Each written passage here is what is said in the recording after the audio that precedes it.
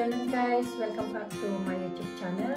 Today is Friday, September 22, 2023 at meron akong dalawang parcels dito na i-unbox ko ngayon.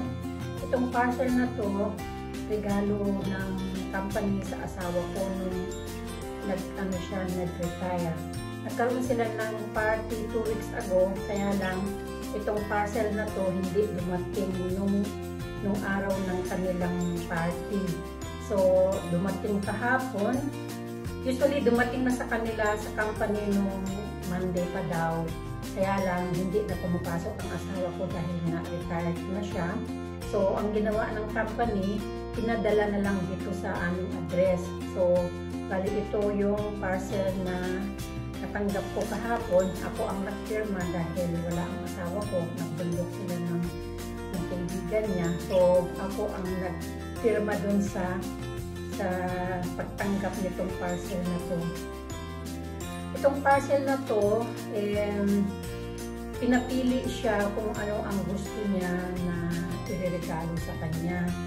Sabi ko, bilhin mo na yung isang bagay na pag nasuot mo siya, maalala mo na galing sa company yan.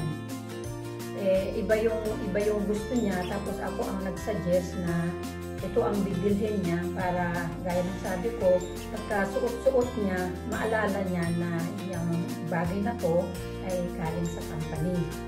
So, bago ako magdada, buksan na lang natin to. Napakaliit na medyo magaan lang siya. Napakaliit na bagay, pero ang presyo mahal. Meron silang sinabi na presyo na worth na bibilhin niya para sa kanya. Hindi sila ang bumili, kundi tinatanong siya kung anong gusto niya. Tapos nagsuggest nga ako na yun na lang ang bibilhin niya para pag suot-suot niya, maalala niya na galing sa company. Thank you Lord, at nag-edisyon na naman itong aking video. Nalimbang na naman aking ang orasan. Masyado naman nilang pinak ng gusto. Masyadong yung chopstick. Matibay. Basta-basta nakamagal na walang scissors. Doble-doble yung pagkapak nila. Yung nagpak siguro nito yung secretary nila. Ilang scissors. Kasi dito, ang lakas ng package nito nila. Doble-doble ang pak. Ito siguro yung original na nakalagay sa isang box. Tapos, i-repack na lang nila. Hindi talaga mababasag kasi puno ng packaging tape. Hirap na ba kung na naman ako nito. Masugatan. Takot ako masugatan. Mahirap na masugatan kasi definite ka na. Kagaya nito, nagdilig ako kahapon. Nagbuhat ako ng 2 Giscani sa German. Nakalimutan ko naman sa English. 8 liters yun. 2 beses ako bumiyahe. Kumuha ng tubig niya. Kala mo naman nag-awag ko. Naku, sumakit na naman yung kamay ko. Yan. Wakas, natuksan ko yun. Tip. Tata! Ayan. Ang regalo ng company sa asawa ko. From Garmin. Relo. Wristwatch.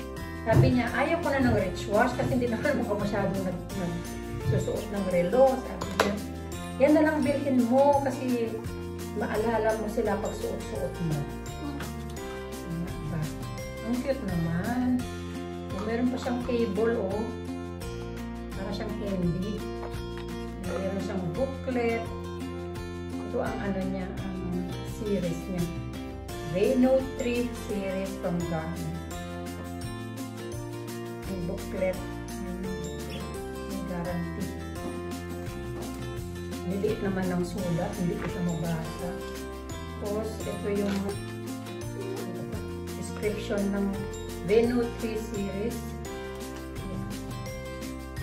Kailangan ko lang ng candy ng cellphone. Kukunik siguro sa cellphone ko. Garmin.com.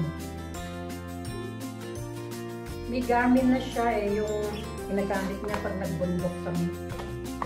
Pero hindi siya relo. Ang cute naman. Buti hindi siya masyadong makapal. Kasi ayaw ng asawa ko yung relo na makapal masyado. Kagabi, sabi ko sa kanya, i-unbox mo yung regalo mo. Sabi ko, at i-video kita. Sabi ko, ayaw ko. Ikaw na lang mag-unbox. Sabi ko, pwede ako mag-unbox. Sabi ko, oo. Kaya ako ngayon ang mag-unbox. Ang cute naman, hindi masyadong makapal. Ay! Muntik na nahulog. Pero yung ano niya, yung strap niya, rubber lang siya. Hindi siya leather.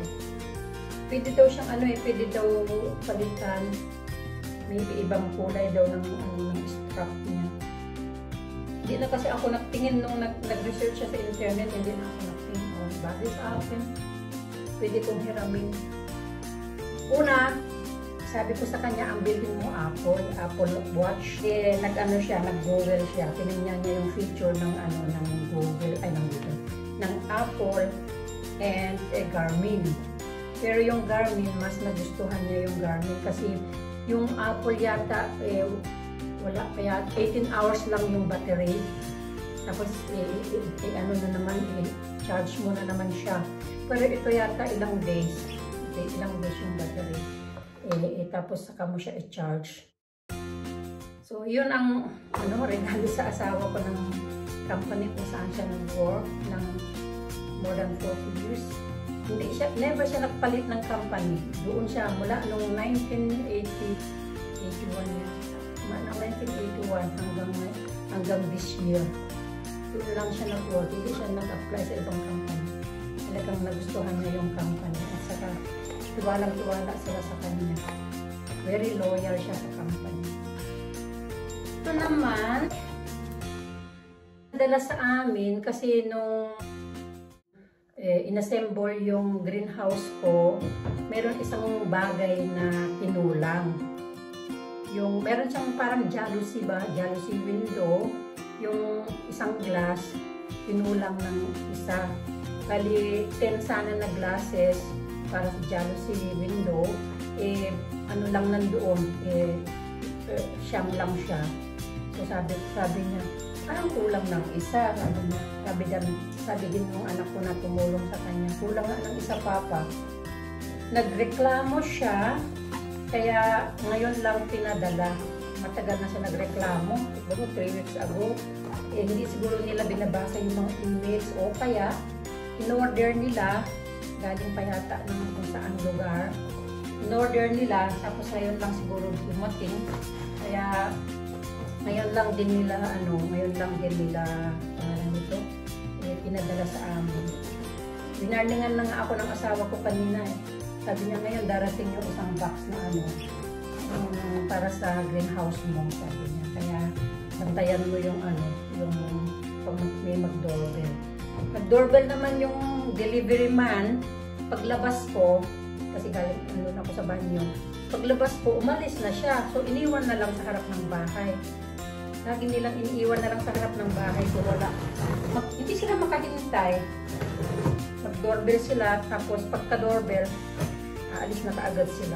Hindi pa ako nagpirma. Usually magpirma tayo. Pero ang ginagawa nila, pinipicturean nila yung box, yung deliver nila, tapos pinapadala per email sa asawa ko. Isang isang glass lang siya, pero tingnan mo naman yung packaging nila. Puno ng papel. Ayan kapal. Pa isa. Merong wafer shine, packing list. Tapos ito yung, mo naman, ang kapal ng pagkabalot. Mas laki-laki ng karton. Isang glass lang naman. Hindi talaga mababasag ito. Pag nabasag ito, ako na may kasalanan. Buksan natin para makita natin kung ano sinasabi kong nag-lock. Maradong ilang roll ito. 2, 3, 4, 5, 6, 7, 8, 9, 10. Wala pa rin. 11. Wala pa rin. 12. Wala pa rin. 13. Wala pa rin. Wala. 14. Wala pa rin. Ayun. 15. Ay, walang ano. Walang nakasulat. Liit lang na nakasulat. Hindi siya original. Kasi dito, kung anong malaki ang pagkasulat, ito maliit lang siya. Hindi na siya nababagay dun sa class na sa policy. Ay, daya nila. Parang madumi pa o. Parang madumi. Hindi man lang nila nilinis. O siguro dahil sa pagkapak. Kaya dumumi na siya. Hindi na siya original. Kasi yung original na glass doon sa saka parang ang laki. Naku, hindi yata kasya doon sa ang laki. Hindi naman ganito kalaki yata yung window. Naku, magreklamo na naman ang asawa ko nito. Sabagay, tingnan ko mamaya. Pipicturan ko yung original. Saka ilagay ko itong hindi original. Wala kasi yung nakalagay doon eh. May nakalagay dito yung kung ano yung brand nung greenhouse. May nakalagay dito. Tapos na ako sa aking pag-unbox. Yan lang ang in-unbox ko. Saka ito, Garmin, yung relo ng asawa ko na remembrance niya sa company. At mali yata yung pagkaan ko. Ayan, isigar. Ilalagay ko mamaya sa original box para pagdating ng asawa ko galing bundok, bubuksan niya. Masuot na niya kaagad. Kung ayaw niya suotin, ako magsuot. Kasi maganda yung quality. Okay. Box. Okay, yung tracking list. Yun lang guys. Maraming salamat sa panunod ng aking unboxing.